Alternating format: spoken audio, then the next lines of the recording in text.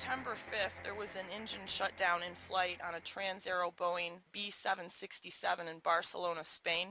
I came across this on YouTube, actually, when a passenger filmed flames bursting out of the left engine, and then the engine subsequently shut down, and the plane was forced to have an emergency landing. Also on September 5th, there was an unresponsive pilot that led to a plane crash in the sea near Jamaica. This was at least the second and possibly the third event in 2 days of a pilot passing out in flight. F-16s were sent up to escort the plane. They saw the pilot was hunched over at the controls, and they have not found the wreckage of that plane yet. Oh, so it crashed. Yeah, it was a gentleman, I believe his last name was Glazer. He and his wife, he's a property manager in New York of a real estate company. And she died too? Yeah. So this was a propeller craft. Yes. Private plane, yeah. On September 6th, in California, there was a small plane crash in Warner Springs. Warner Springs, so that anybody and everybody knows, is a naval installation. It is a high desert training area. I attended the Survival, Evasion, Resistance, and Escape School at Warner Springs. It's above Miramar. Also on September 6th in Iowa, there was a farm helicopter that crashed in Pottawatomie County, and the NTSB had released a report in March of this year saying there had already been 10 helicopter crashes in the first 3 months of 2014, and that was far beyond anything else they had ever observed statistically, and they have not offered an explanation. There's a lot of that going around. Wigner. On September 7th in Minnesota, there was a fatal plane crash north of Montevideo. On September 8th, in Colombia, there was a plane crash killing 10. Also on September 8th in New York, 2 were killed when a small plane crashed into a rail car.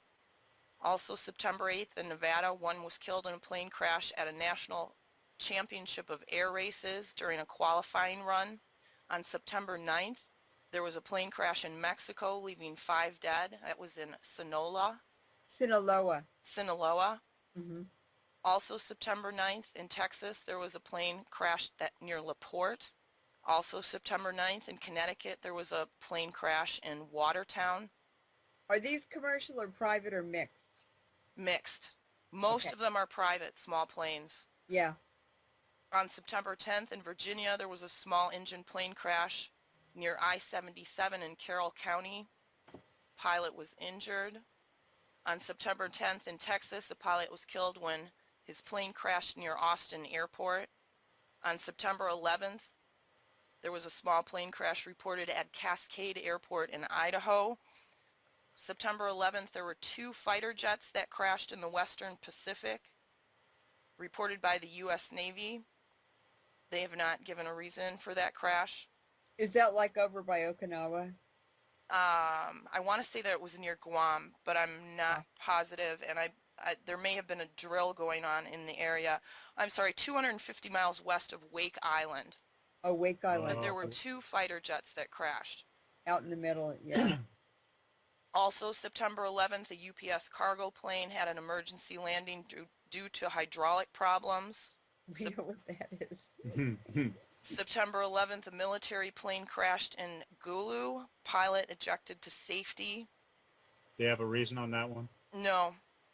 September 12th, plane flips while landing at Austin Executive Airport. This was the second plane crash there in a week. Wow. Ground loops? Ground loops. Jesus. Somersaults on the runway. On September 13th in Maryland, small plane flips over at Maryland Air Park. That may have been weather related. Uh-huh. Also, there's 6 or 7 events just on September 13th. Alaska, there's a small plane that crashed near Mount Susitna. In the United Kingdom, man injured after North Chapel plane crash. In Georgia, woman hospitalized after a plane crash in Walton County. In South Africa, 2 were injured in East Rand when a plane crashed. Also in South Africa, same day, 2 were hurt in Alisdale during a small plane crash. And today there were 3 events. September 14th, in Canada, there was a plane crash near Brigden. There was a small plane crash, 3 were killed in Slovenia. And Mudgee, Australia, 2 died in a small plane crash. So this is just the last 8-9 days what's happened, and there were only 2 of these published in mainstream media. One was the Jamaican flight, because it was being tracked all over Twitter at the time when it occurred, and then there's another missing plane that's not even on this list that had left the Dominican Republic on the 12th, and that plane has not been heard from, and no wreckage has been found. David Rockefeller's son was killed in a plane crash on his father's birthday just a couple weeks ago.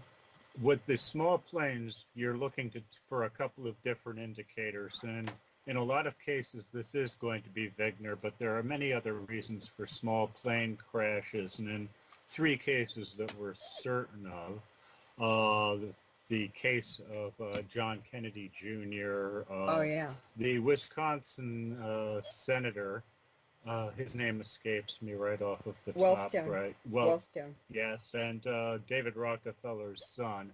Well, those were prearranged events. That's definite. So you've got that, small planes, maintenance, and actual handling. You have a lot more trouble with crosswinds, that variety of things. So on an examinational basis, statistically, I'll give you odds right now that better than 70% of it's coming from Wigner. Yeah. Aren't small planes, though, that are privately owned usually better cared for? You know, the pilots do their own inspections.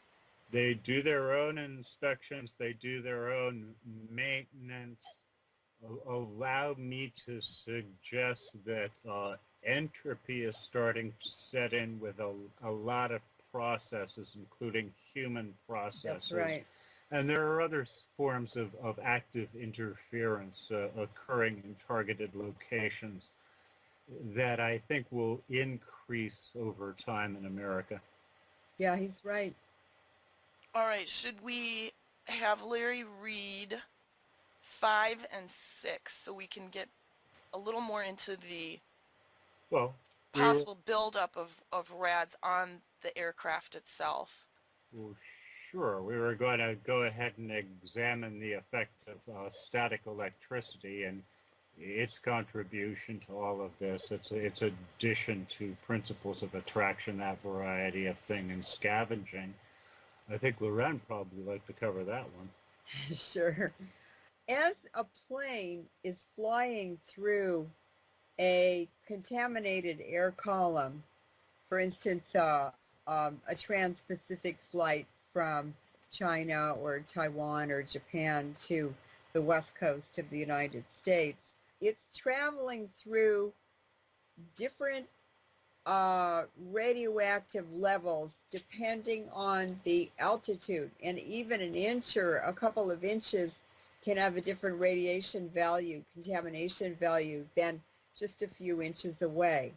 It just depends on many, many complex factors. And the surface of the plane has a charge on it. And so the radioactive particles that have an opposite charge will be attracted to the charges that are opposite to it on the surface of the plane. So that radioactive particle will steal or rip off an electron from the metal crystal matrix or structure on the surface area of the fuselage. As that happens, it weakens the metal, and parts, especially thin metal, it's interacting with the surface of the metal.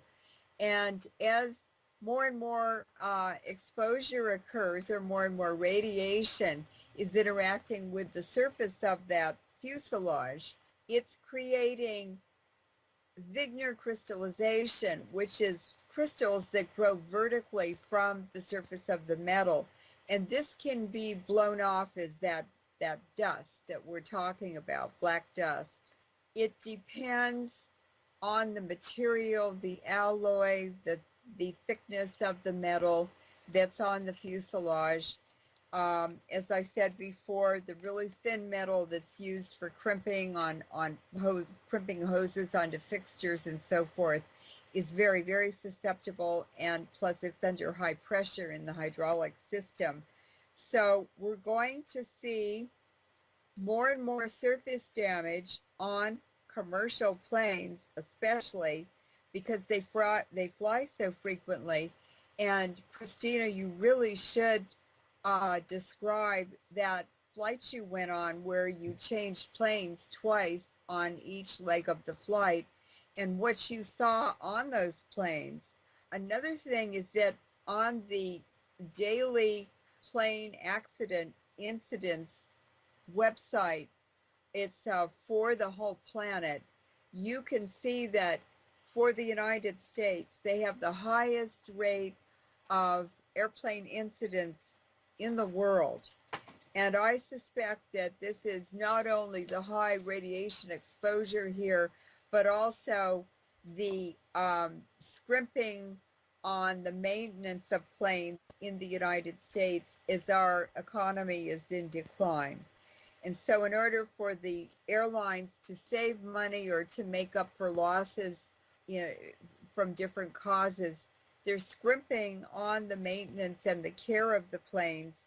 And I would like you to describe what you saw on the wing surfaces of the planes you were flying on and the airline, because I'm going to make sure I never fly on that airline. Not that we would ever fly anyway. In June of this year, I had a family emergency in Utah, and I wasn't happy about having to fly, knowing what I do about planes and what I had been studying intensely. But I had to go on the trip. So in all of the discussions with Leuren, what I've learned from her is to gather data wherever I go. So I use this as an opportunity to scout what is going on at the airports, what is going on with the planes, just from my brief perspective, which included 4 flights that were kind of zigzagged across the country because I had to make them on very short notice. I had to fly from Detroit to Chicago to Salt Lake City and then to Phoenix back to Detroit. And on every leg of the journey, all 4 trips, our plane was delayed significantly by maintenance issues.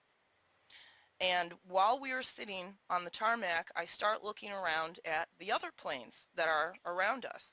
And it was very obvious in terms of maintenance and cleanliness, and just the foreign planes looked like they were in such better shape than the American planes that I saw. Yes. Because they were. And on one flight in particular from Phoenix to Detroit, there were 8 strips of duct tape on the right wing, and I had placed all my seats in the same location for each flight so I could have like a comparison of what the right wing looked like. And they call this speed tape in the airline industry. It's actually duct tape, but they call it speed tape because it sounds better. And they use this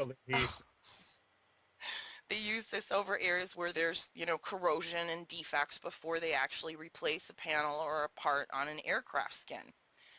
And it was really concerning to see this. And when I got back and I did a story on it for Climate Viewer with all of these pictures, the people that contacted me were like, I would have never flown on that plane when they saw the pictures of this wing.